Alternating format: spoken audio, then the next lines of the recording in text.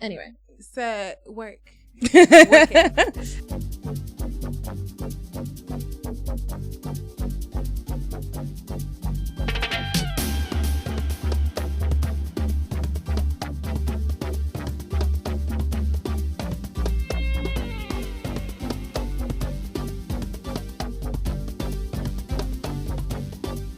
Hello. Welcome to the Sankasa podcast. I am Rowena Jifa. Call me what you want. And with me we have Sankasa Sam, your co-host with the most hosts of the dose to loast of the. I'm gonna shut it and down. has toes. Who? And has toes. Okay, I was just trying to do your You're rhyming ripping off- thing. you're Right? ripping I'm off- just okay. She's Don't ripping off. worry She's a about it. Don't rapper. worry about it. She's Okay. a rapper. She's I a mean, in my rapper. spare time. Yeah. But welcome to the Sankasa podcast.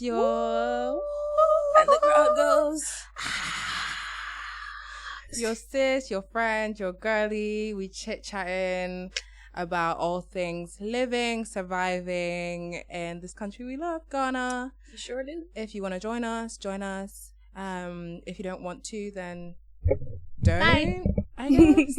Tanika, what are we chatting about today?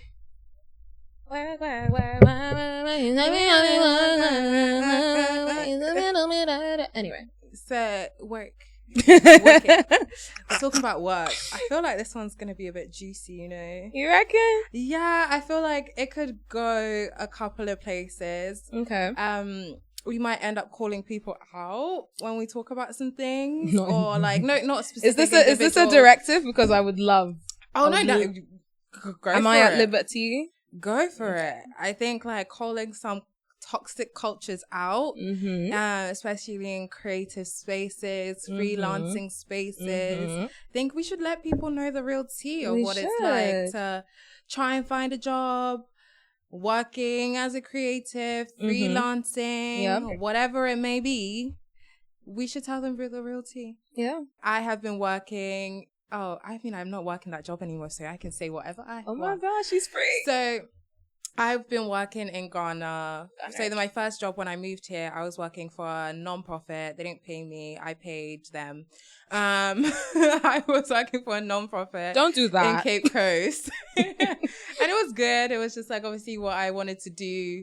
And then I moved into tech and I worked for a company that was based remotely in the UK for maybe 5 months. And they fired me because it was literally just men working there. And I was the only person of color and yeah. It was giving favoritism, I'll be real. And then the second one, I worked there for 2 years and it was for a digital agency. The tea is the whole time they didn't know I was living in the UK. No, they didn't know I was living in Ghana. They thought I was living it up in the UK. Meanwhile, I was sipping tea in Ghana, but it was a remote only work from UK job. But I managed it. So Finesse. That was for 2 some years. Finesse. Girl, On it, finesse. Love it. Listen, Love it. I love exploitation would- of white spaces. Anyway. it would be 30 degrees in Ghana, and I'm sitting in my house with the AC on and a jumper. And in the mornings, they'll be like, guys, it's so cold. The wind blew my bins last night. And I'm like, oh my God, it's freezing. So chilly. Oh, I need to put some chapstick on. My lips are so dry. But no, I was actually living it up in Ghana. Yeah. And right after the call, I took that hoodie off and went to soak in some sun. Yeah. Okay, so what's your context? My context for working. What is my context for working? Came back, did the NSS. You know how that goes. I hope you never experience it, but you kind of have to. So hey, enjoy the 559. But yeah, I did NSS, and then what else did I do? And I didn't have anything to do because I did a training. Oh yeah, actually, it's taking me back. This is taking me back. Yeah. Okay. So after NSS, I really wanted to do something related to psychology because that was my major, right? So my NSS was even at the Center for Aging Studies at Legon. Okay. And shout out to them, but I didn't do much, unfortunately. So yeah, that was fun, but I was still like, oh yeah, psychology, whatever. So I started doing this training with an organization. It was a applied behavioral analysis, so ABA training. She Yeah, got brains. I got brains. I do. But yeah, it was ABA, and I didn't like it because the methodology they were using was, in my opinion, slightly more forceful than I would have preferred, and so I kind of just tapped out of that after doing the training. So I never worked for them, but I did the training, and then I was like, this is not for me, so bye.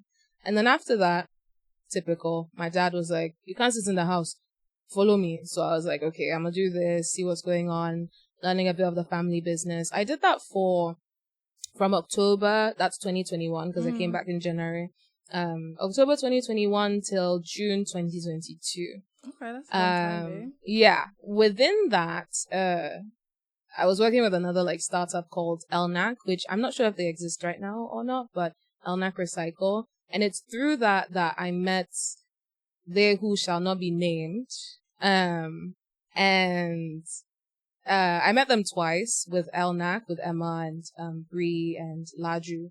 And actually Laju wasn't there. But anyway, fast forward to June, I was DM'd on Instagram by these people, and they were like, come for a coffee day at Jamestown, whatever. And I figured, because I'd seen that they had just received a grant from Shein, so now you know who I'm talking about.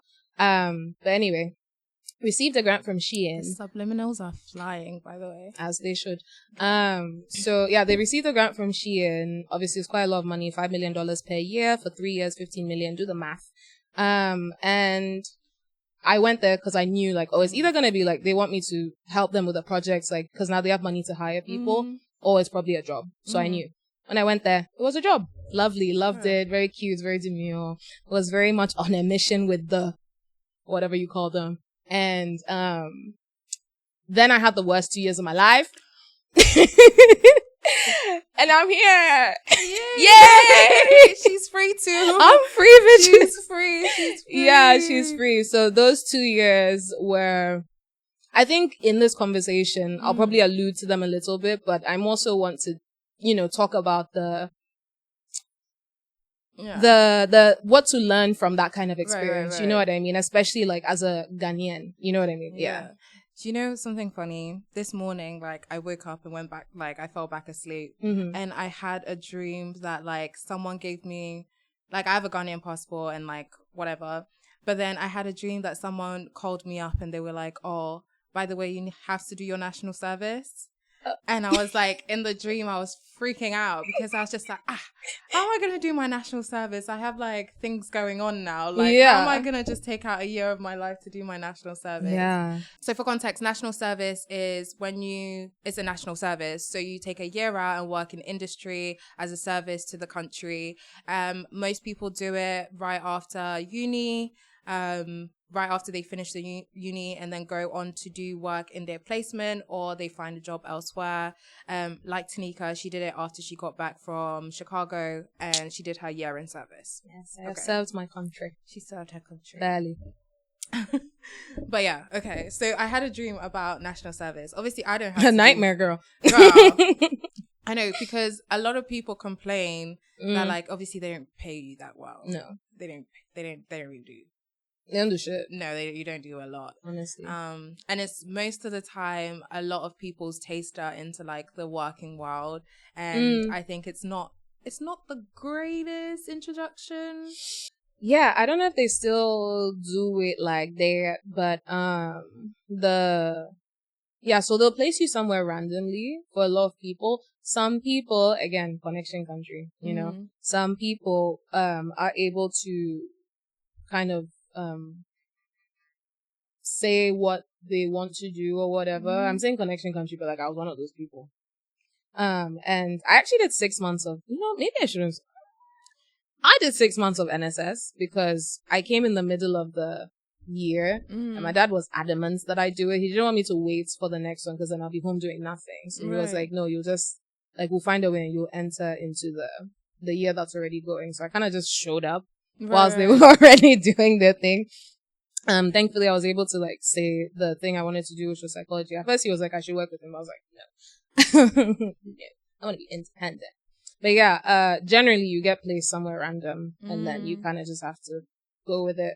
Right. And yeah, the pay is abysmal. They use this weird, very inefficient system, eSwitch, which I don't think they use now. I think that's been, it's gone off or whatever. But yeah, so national service, y'all. Yeah. So what is the T? So a lot of people, let's be real, unless you have connections, don't get put in a job after. So let's talk about the T of actually finding a job in Ghana. Yeah. So, when was this? Maybe, was this 2021? It was 2021. Mm-hmm. When I first came, obviously I just like packed bag and came. I didn't really like think about things. So it got to a point where I was just like, I should get a job. I need a job. Yeah. So I went to, I don't know if they still do it. I went to this fair that they had at Accra Conference Center. And the job fair. The job fair. The job fair. And I went really early and like I went in. I'll be honest, I didn't really find it that helpful. I didn't really find it that useful. I was so keen as well. I went, I printed out my CVs. Like, I was ready. I was so keen. Yeah. Mind you, I found out like 20 minutes after I'd left, there had been basically a stampede because when I was coming out, there was so many people lined up, like thousands of people lined up. Okay, maybe I'm exaggerating. Hundreds, maybe 1,000, but hundreds of people lined up. And there was a stampede because they stopped letting people in the halls to like stampede is crazy. Yeah, and it was on the news and everything. And I think it's obviously to say that there's a lot of unemployment in Ghana. There is a lot of unemployment. Big time.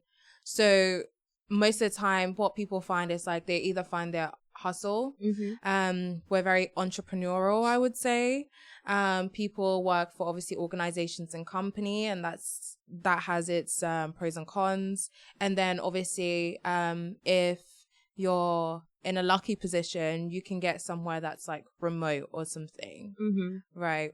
But to find the job is like it's a whole thing in itself, I would say. Yeah. Finding a job in Ghana is such a connections country, but I think it's so hard to like say one specific thing because it's like there are systems and they do work, but they can be very pedantic and very convoluted. So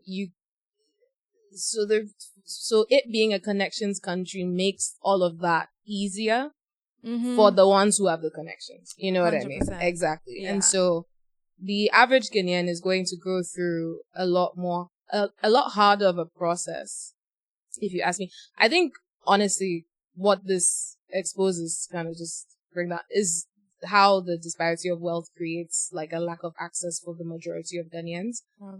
But I guess Sankasa is kind of here to help bridge some of that gap in terms of like resources and streamlining certain systems, at least like if it's an article format, a blog post, like something people can reference so that they can go to and be like, okay, this is know-how. You know what I mean? Yeah. And then also maybe exploring different mediums to disseminate that information, not just like online, but maybe I know a lot of people use WhatsApp. So you know what I mean? There's different ways. I mean, there are organizations that are trying to do that, whether it's like, so one of them is Tribe. Tribe, obviously they post like grants and applications for creatives. They also post like different job openings for whether it's getting like something remote with like a USD salary, or like temporary contract work. There's also another one, I forget the name, we'll put it somewhere. There's newcomer, yeah. There's different platforms that are trying to break that barrier. But I think for the average person, like you said, it is a connections country. Like it's not meritocratic at all. I could have the degrees, the experience, the know-how, but somebody's cousin's auntie's son could come in and they would get the job off jump because like even if they didn't have the experience, right? Yeah, that is true. It is it's a sycophantic type of thing because and it's also like you scratch my back, I scratch your back, you know what I mean? And also we grew up together. There's so many different ways, but when I see it happen, it doesn't happen like maybe I'm not privy to how that happens, but it doesn't happen where, let's say, I come And then, I mean, my dad has a friend, and let's say I want to work at the bank or something like that. You know, they want to put me in the bank. They wouldn't. You can't be the bloody MD of the bank. You know what I mean? No, you have to work So your way up. you don't have to apply. Is basically what it is. Like, you don't have to necessarily search or apply. It's very much, you can tell your parents, or you can tell an auntie that you know has connections or whatever, and be like, oh, I think I'm thinking of working in this industry, or da da da, and be like, oh, okay, I think I know someone who owns a this, or someone who knows someone who da da da da da, and then you kind of can get through the door that way. You probably start small and then you work your way up. So it's more of the access, and then your work should ideally determine how far you go, but that is not always the case. I think a lot of times it must be frustrating for people who like, they know they can do something and they like just need an opportunity, and just by like lack of namesake or like, you know, resources and connections, they don't get that opportunity. Yeah, for sure. I mean, honestly, the traditional methods work. That is to say, you can find jobs on LinkedIn. You can, depending on your industry, if you know your industry intimately, which a lot of that comes from, there's a lot of opportunities that you might be able to capitalize on depending on the school that you went to. You know, like, they do a lot of career fairs and career days, and trying to, if it's a school that cares or has the resources or the facilities, they try to set you up where, you know, they'll give you an amalgamation of various industries that you can sort of explore, or at least kind of starts to clue you into what you want to do, and then you can start your pathway there. I'm thinking more high school, but I'm thinking that's so hard though. Do you know what? Because like, I don't know about you, but like where I am now, it didn't start off there. Do you get what I mean? I think I only like found direction in like what I want to do by like working a job, and then like, because you normally like, you're quite idealistic, right? You'll be like, oh, okay, I want to be this thing, and then you actually get into the job and you're like, no, this is dead boring, I don't like it, I don't ever want to be here again. And then from there you kind of find your path. If you have to stick to one niche, or you have to like claw your way into something and then realizing that it's not for you, that can be so like heartbreaking, especially when it took you a long time to get there. You know what I mean? It definitely can. Because a lot of times, adults who tell you the truth, I was lucky, I had a lot of adults who told me the truth about life. And were like, it's more than likely that for a majority of you, you're not going to end up in what you study. Like, what you study in university is not, most of us, is not what you're going to do. Even the ones who go for like law and doctor and all that kind of thing, some of them don't even end up doing that. I mean, Jesus Christ, look how many TikTok influencer doctors and lawyers we have, you know what I mean? Everyone, I think everyone has a sense of creativity within them that makes them want to tap into that a little bit, regardless of the job that they do. Because I think it allows you to still tune into that sense of freedom and joy and imagination that you have as a kid, instead of every day is the grind and the hustle and the rat race. You know what I mean? I do find that one thing that's great about Ghana is like, let's say if you want to be in the creative industry, I think you get to play, right? You get to play a lot. And you get the opportunity to play. Let's say, for example, you want to be a producer or something. If there's an open call or a casting, you can literally say to the producer on that thing, like, oh, I want to help you out for today for free. And you get to play and be like, okay, this is something I really enjoyed on that day, or I didn't enjoy that day. Granted, you are going to have to earn your stripes and work for free a little bit. But I think there's less of a barrier to entry in that way, to be like, okay, let's play. Or if you want to be a model, I'm sure there's a photographer that's like happy to do a shoot with you. Director, like, go on the set and just like shadow him. You might not even have to know that you're shadowing him, or just like follow this man around and see what's up and be helpful, you know? Very true. If like, oh, you want to be a DJ, there's so many like workshops that people put up for like, if you want to do producing or whatever it may be.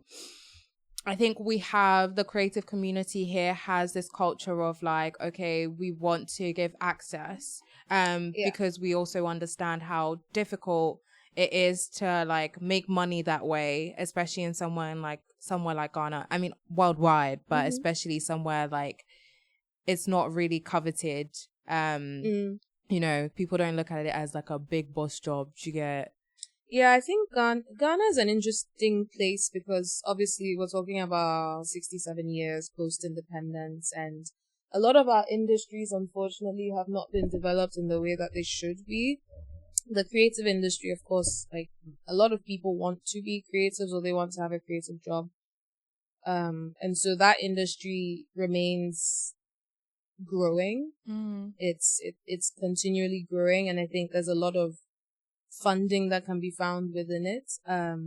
But other industries, for those who don't necessarily want to be creatives as their full-time job or their main job, I think there's a lot of industries in Ghana because it's still it's not a young country, but it is a post-independence young country. And so a lot of the industries are still developing. Unfortunately for us, we have an issue where there's a lot of foreign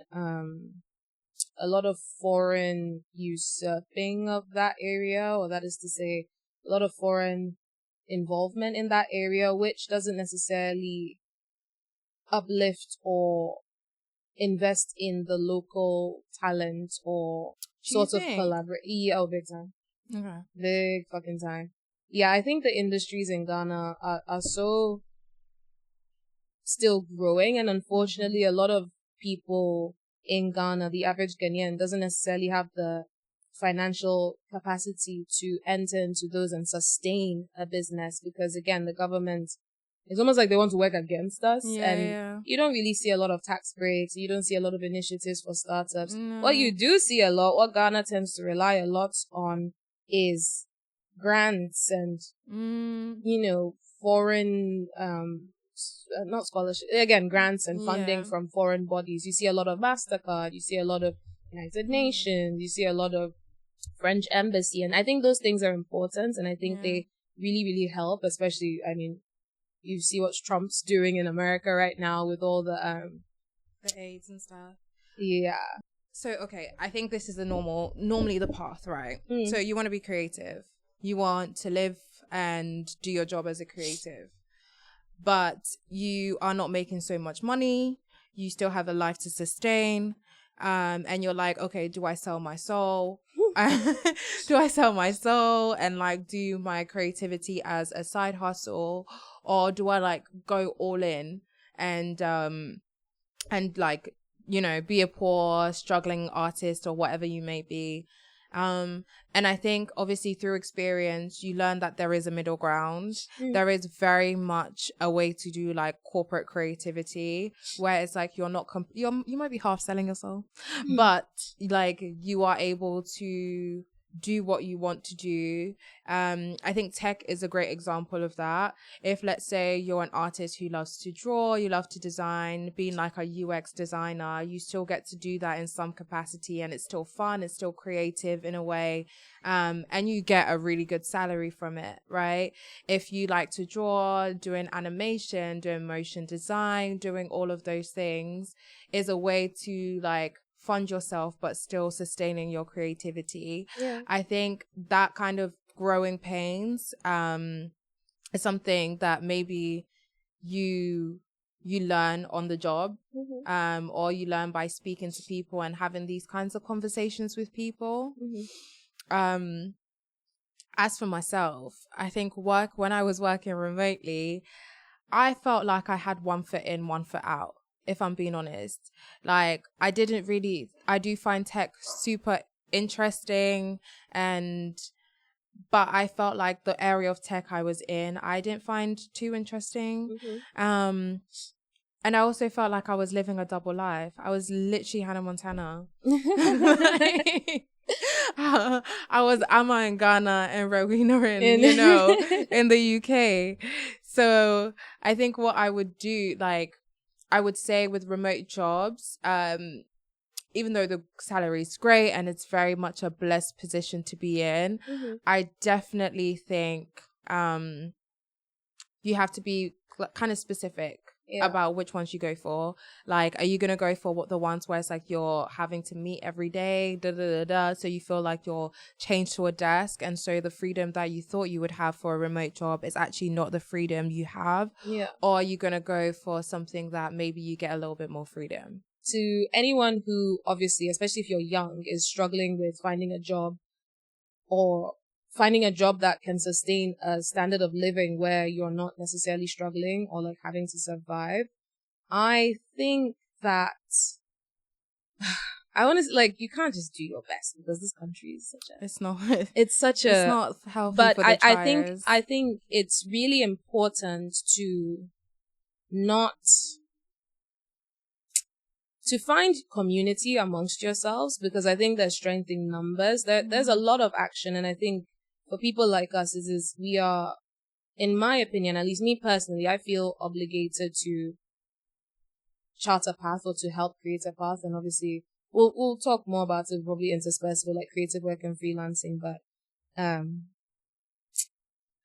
stay strong or do your best just sounds awful. Yeah. Like, but I am rooting for you, and I want to make it clear that the things that the path that I want to take is a path that helps to uplift this country, because we can talk all we want, but I think it's important to address anyone who's watching this who doesn't have the same access that we have, and, you know, might not relate.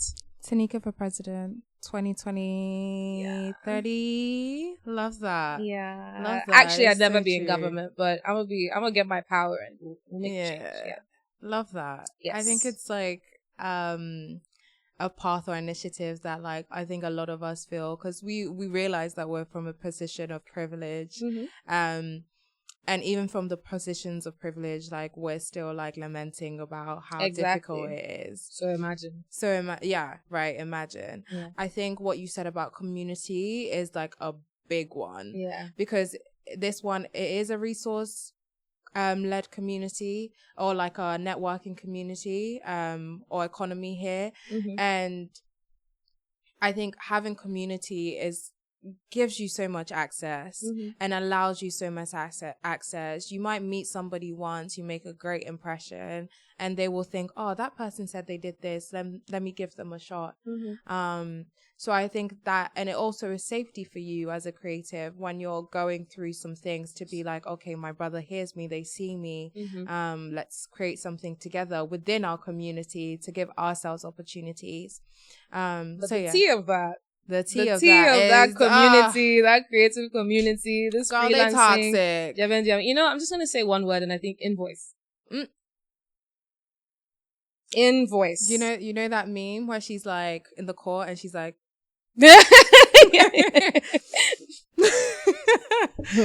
yeah, because pay your invoices on time, okay? Pay your artists. Otherwise, don't fucking do it. Their worth. Thank you. Yeah. Thank you. We know everybody's broke, but pay people their worth. I think. Like, I think where there's a will, there's a way. And if you really, truly, or at the very least, communicate. Don't leave the person on the lurch who's 1 month. Oh, brother, this 1K you say you pay me for this DJ. 1 month. 1 month. Has the gig. That's insulting at that point. You know what I mean? Come on. Yeah. If we don't take ourselves seriously, how do we expect the rest of the world to? So true. Very real. And I think some people also, like, if they're not in the industry, think it's so easy. And it's like, maybe you don't see what the work or the value the person's putting into it. So like, you know, don't degrade people. Yeah. And I think a lot of people come in and see, obviously, like, there's a lot of people in this community. I mean, even we're at GCR, for instance, like, there's a lot of people who have paved a path that make it easier for you and I to come and say, oh yeah, we want to do a podcast. And then there's like an actually established entity through which we can do these things. It takes time, and it also takes a courage, because like you said, this country, a lot of people don't take the creative field seriously. And so even to find that fun, especially back in the day, bear in mind, Ghana has had a lot of exponential growth within the last 10 to 20-ish years. Yeah. I would say, like, within my lifetime, I've seen 0 to 100. Right, you know, every time I would come back, even if sometimes I'll go on holiday, it's a month. I come back, there's a new building, there's a new business, oh there's my a God, new there's a new restaurant every week. Exactly. Like, Ghana is really picking up the pace. And so the creative industry, where it was 20 years ago, is not what we are seeing now. And I think it's very impressive for people like GCR, for people like The Weird Calls, Aphrodite and Friends, all these people that we have created communities and spaces for many of us now that we can enter into and find more community. I think it's really important to shout those people out because it was not easy. And I'm really saying this as I was even there to see it. You know what I mean? I think one great example is also Pearl Moments. Like she started off as like a little shack on the side, a little vendor, and then now it's like you go there and you're just like, damn, there's a lot of people. Impressive. It really is super impressive, and it took years and grind and stress, and I'm sure she pulled her hair out at one point. I'm saying, girl, but like where it is now is so impressive, and it's like a statement. It is a statement. Yeah, it is a statement. So yeah, that being said, I think earning your stripes and like finding a community that chooses you, because also one thing about Ghana, you do not want to be in the spaces that you are not valued, especially when you're trying to survive. That is not a healthy dynamic or a space to be in.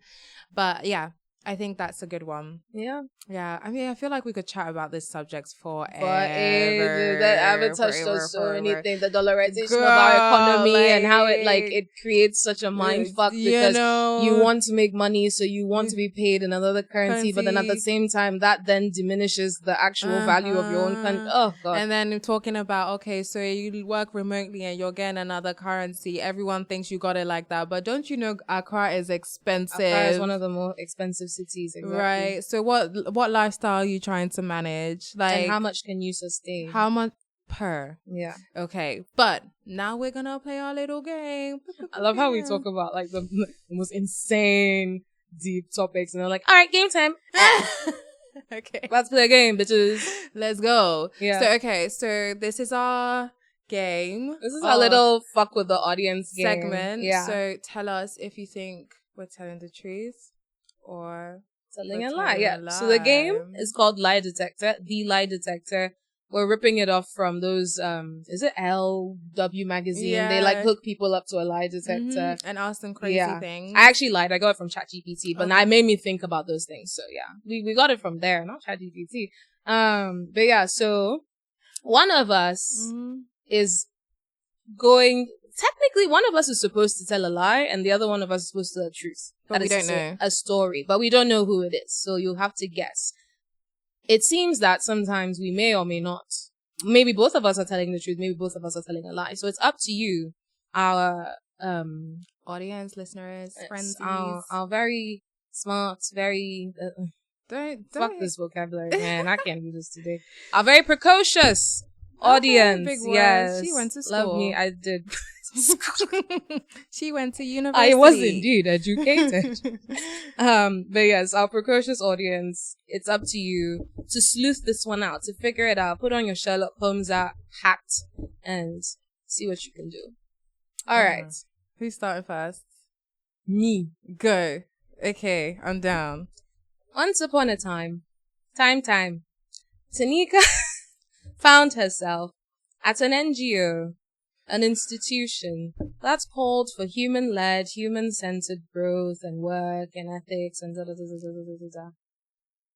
At the end of it, Tanika realized that in order to work with a certain demographic of people, you have to be very, very, very, very introspective.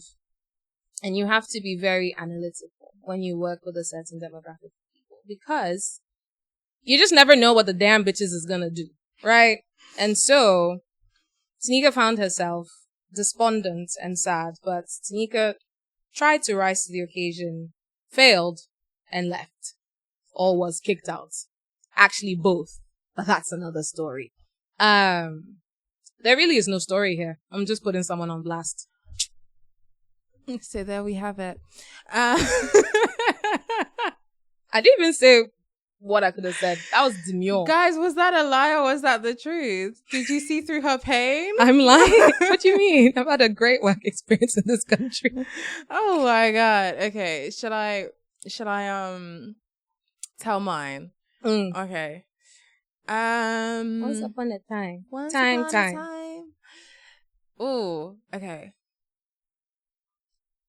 Once upon a time, when I was working remotely, so obviously my company did not know where I was based. Where in the world is Rowena? Yeah, they thought I was sitting in my little corner in my little countryside home. But I, in fact, was not. I was in Ghana living it up.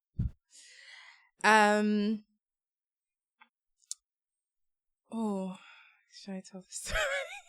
It's like you have to figure out how you're going to incriminate yourself and I'm others. Like, how much should I say? Because if they watch this, they might sue me. That's what I was thinking. Really? I'm like, damn. Okay. It's like, also, shit. like, I want to be employed again, possibly. So, like, let me not incriminate myself too bad. Yeah. So basically, I came back from the club at 8 a.m. At the time had changed. So like my morning meeting was at 8:40. Oh, and now you were up now you didn't have time. So right. So basically like my meetings are normally at like 9. Exactly. But like now it was like 8. at the same time. Yeah. Right. So basically I came back from the club, obviously. You know, shots had been taken, a time had been had. As had been shaken. And I had a meeting with my whole team. During this meeting, I was very much, maybe a little bit inebriated. Is that the word? I'm trying to use big words like you. I went to school too. SAT. Not the SAT, bitch. I was inebriated. And after, so I was like, I thought I got away with it. And then my manager, he called me in for a meeting and he was like, are you okay? And I was like, oh my God, I think I have COVID. I think I'm so sick. Like, I'm a bit drowsy. Wait, I thought he clocked you. He probably did and was just like, girl, are you okay? But no, I was like, I'm so drowsy. I'm just like not feeling great. No. Probably didn't help that I probably still had a bit of makeup on, you know. Right. So, yeah. So I don't do that anymore. I'm grown now. Like, you know. They can't sue you for that. Okay. They can't sue you for that. That'd be crazy. Could they sue me because was that a lie or was it the truth? We're so bad at this game. Figure it out. Okay. All right. Figure it out. So figure it out. Is that us? Is that us? That's done? us. That's us done. So what are the hot points? Look out for yourself. You had. We'll make it. Yeah, we'll make it. Money is coming. I feel like I keep saying that. Money is coming. Manifesting. And yeah, I think creatively or whether it's work, job-wise, I think a key to survival in Ghana is finding community, networking, honestly putting yourself out there. I know sometimes it's like super cringe or it's like intimidating, but I think you have to put yourself out there and you have to like showcase who you are for people to pay attention to you. Yeah. And yeah, that's just a little tip. Save that up. Thank you, sis. Nothing to say. All right. Come on. Okay, thank you guys. Thank you guys. Thank you to our wonderful team at GCR. And we'll see you again. We'll be back. See you next time. Space is here chasing flies. So you can't see her though, but well, you saw her. All right. Bye, guys. Bye.